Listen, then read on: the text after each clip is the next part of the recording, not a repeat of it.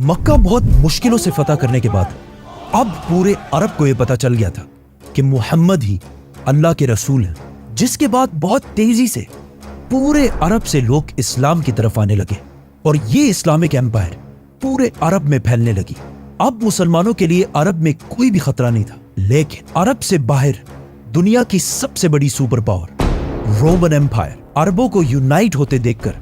बिल्कुल भी खुश नहीं थी, जिसकी वजह से पूरी दुनिया में ये बातें फैलने लगी कि बहुत जल्द रोमन एम्पायर मुसलमानों पर हमला करने वाली है ताकि वो अरबों को यूनाइट होने से रोक सके। कुछ लोगों ने कहा कि रोमन्स 40,000 और कुछ लोगों ने कहा कि 1 लाख की फौज लेकर रोमन्स मुसलमानों की तरफ बढ़ रहे हैं, जिससे मुसलमान हर टाइम अलर्ट रहने लगे कि किसी भी टाइम रोमन्स हमला कर सकते हैं। तो आखिर आप सल्लल्लाहु अलैहि वसल्लम ने हिजरत के 9 साल बाद रोमन एम्पायर से जंग का ऐलान कर दिया और इनके खिलाफ मुसलमानों की एक फौज जमा करना शुरू कर दी। इससे पहले जब भी आप सल्लल्लाहु अलैहि वसल्लम किसी इलाके पर हमला करते तो वो जंग से पहले किसी को भी ये नहीं बताते कि वो किस पर हमला कर रहे हैं। अब हालात इतने खतरनाक हो चुके थे कि आप सल्लल्लाहु अलैहि वसल्लम ने पहले से ही पूरे अरब को ये बता दिया कि हम दुनिया की सबसे बड़ी सुपर पावर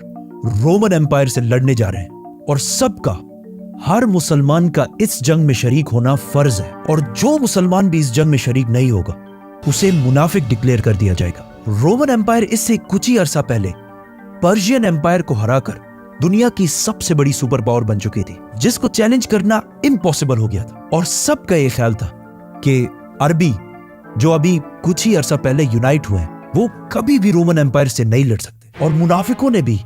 मुसलमानों को रोमन एम्पायर की ताकत से डराना शुरू कर दिया, जिसकी वजह से रसूलुल्लाह सल्लल्लाहु अलैहि वसल्लम की रोमन एम्पायर से जंग के ऐलान के बाद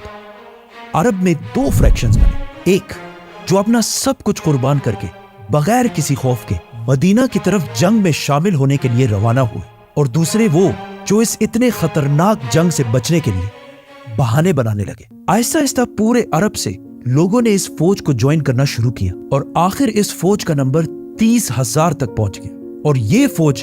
अरब की सबसे बड़ी फौज बन गई। लेकिन इतने बड़े फौज को मैनेज करना भी कोई आसान काम नहीं था, क्योंकि ये जंग मुसलमानों को साल के सबसे गर्म टाइम में करनी थी और वो भी अरब की गर्मी जिस वक्त पूरे अरब में कहत फैल चुका था, जिसकी वजह से रसूलुल्लाह सल्लल्लाहु अलैहि वसल्लम ने सारे मुसलमानों से इस फौज के लिए फंड्स इकट्ठा करने की रिक्वेस्ट की, जिसके बाद हर मुसलमान अपनी ताकत के मुताबिक इस फौज के लिए फंड्स इकट्ठा करने लगा। रसूलुल्लाह सल्लल्लाहु अलैहि वसल्लम अब तक हर जंग के बाद जो भी माले गनीमत हासिल करते थे उसे बहुत जेनरसली पूरे मुसलमानों में तकसीम कर देते थे। तो अब मुसलमानों की बारी थी कि वो भी रसूलुल्लाह सल्लल्लाहु अलैहि वसल्लम की उसी तरह मदद करें। तो हजरत उमर रज़ी अल्लाह तआला अन्हु जो हमेशा अच्छे कामों में हजरत अबू बकर रज़ी अल्लाह तआला अन्हु से एक स्टेप पीछे रहते थे, उन्होंने इस बार अबू बकर रज़ी अल्लाह तआला अन्हु से जीतने के लिए सबसे पहले जाकर अपनी सारी दौलत का आधा रसूलुल्लाह सल्लल्लाहु अलैहि वसल्लम के सामने रखा। लेकिन कुछ ही देर बाद अबू बकर रज़ी अल्लाह तआला अन्हु अपनी सारी दौलत और अपने घर का सारा सामान लेकर रसूलुल्लाह सल्लल्लाहु अलैहि वसल्लम के पास आए और एक बार फिर हजरत उमर रज़ी अल्लाह तआला अन्हु से आगे निकल गए, जिसके बाद हजरत उस्मान रज़ी अल्लाह तआला अन्हु जो उस वक्त मदीना के बाजार की सबसे मालदार शख्सियत थी, उन्होंने 900 ऊंट,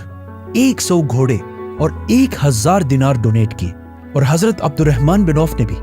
बहुत सारे ऊंट, घोड़े और माल डोनेट किया। ये तो वो सहाबी थे जिनके पास अपना बिजनेस और काफी दौलत थी, लेकिन वो सहाबी जो बिल्कुल गरीब थे उन्होंने भी इस फौज के लिए डोनेशंस की, जिनमें से एक ने सारी रात मेहनत करके चंद खजूर कमाए और वो थोड़े से खजूर भी इस फौज के लिए डोनेट कर दिए।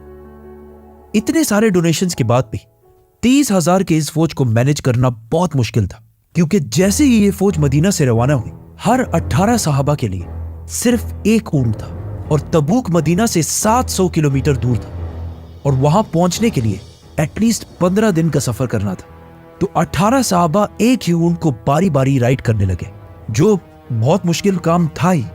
लेकिन कुछ ही दिनों बाद रास्ते में मुसलमानों के पास खाने पीने का सामान भी खत्म हो गया, जिसकी वजह से मुसलमानों को मजबूरन इन ऊंटों को भी ज़िबा करना पड़ा। लेकिन इतने सख्त हालात में भी सबको पता था कि उनमें से कोई भी पीछे रह गया तो मुनाफिक डिक्लेयर कर दिया जाएगा। तो सारे मुसलमान इस सब के बावजूद भी आगे बढ़ने लगे, लेकिन एक साहबी अपने ऊंट की वजह से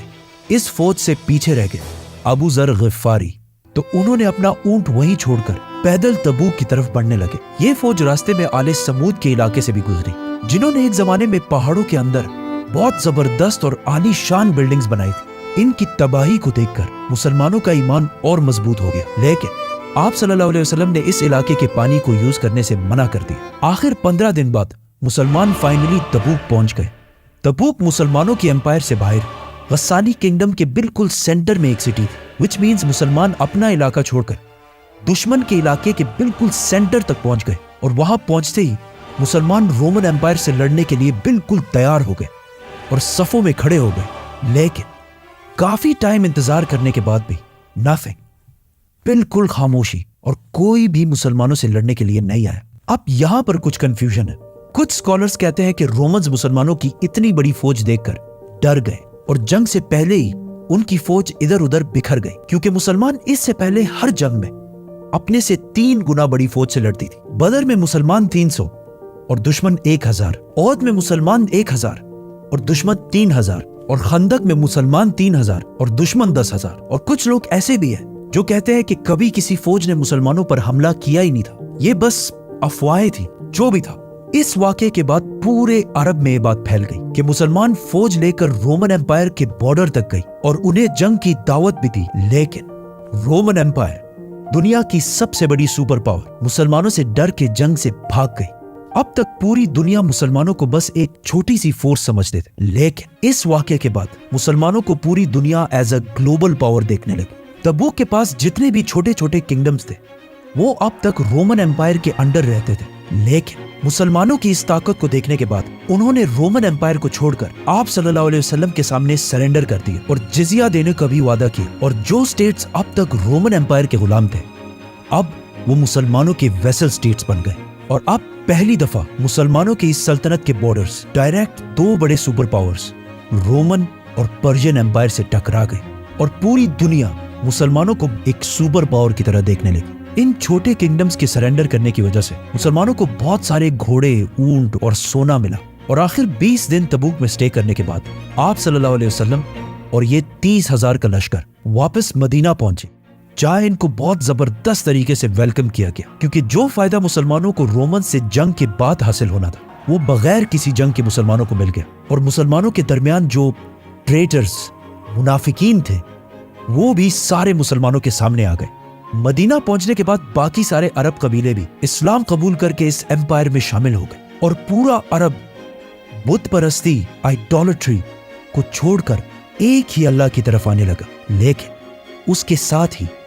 रसूलुल्लाह सल्लल्लाहु अलैहि वसल्लम का इस दुनिया में मिशन कंप्लीट हो गया, क्योंकि ये जंग तबूक रसूलुल्लाह सल्लल्लाहु अलैहि वसल्लम की जिंदगी की आखिरी जंग, क्योंकि इसके कुछ ही साल बाद